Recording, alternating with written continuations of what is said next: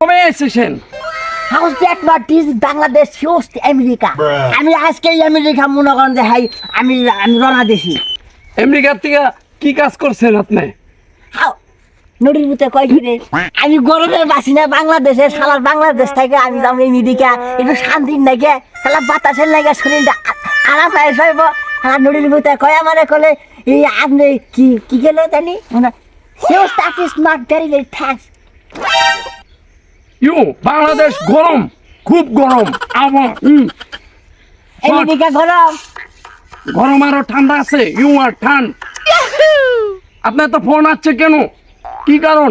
ওই আমার ফোন আইছে ওই আমি আমেরিকা মেলা দিছি তো ওই আমেরিকা থেকে না আমার বারবার ফোন দিতেছে বুঝছেন।